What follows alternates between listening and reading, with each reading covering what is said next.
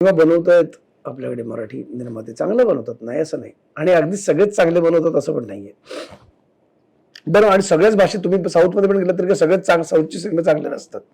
हा, मला लोकांना RRR का आवडलं तेच कळत नाही मला, का किंवा KGF काय, KGF नावाचे सिनेमे चालतात आणि चालवतोय कोण? आपल्याच महाराष्ट्रातले. मी सांगतो की 100% जर असेल ना तर 40% बिझनेस आपला महाराष्ट्रच देतोय ना आपल्या. म्हणजे एक मी प्रेक्षकांना मी ब्लेम नाही करत, पण ना तुम्ही ना साऊथमध्ये जाऊन बघा.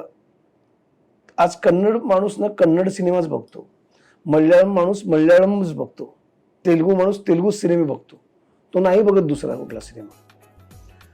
किंवा तुम्ही चेन्नईमध्ये वगैरे कुठेही जा, हैदराबादला, त्या थिएटरमध्ये तुम्हाला दाखवा हिंदी सिनेमा कुठे लागलेला आहे का. हिंदी, मी मराठी पण बोलत नाही, मराठी तर शक्यच नाही, नाहीच आहे, पण हिंदी नाही एखादा कुठे लागलेला आहे तिकडे.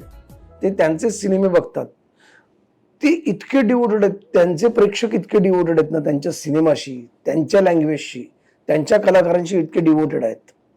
आज मराठी सिनेमा जातो का डब होऊन तिकडे मल्याळममध्ये? नाही जात.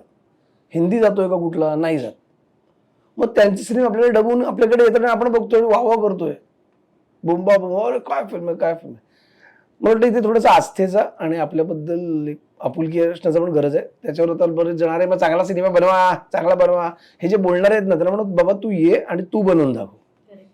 जे मेसेज टाकतात ना ह्याच्यावर फेसबुक किंवा इन्स्टावर, अरे मग तसा सिनेमा बनवा, कंटेंट तसा आणा, मग बाबा तू ये कंटेंट घेऊन, तू बनव, तुला सॉलिड कळतो तर.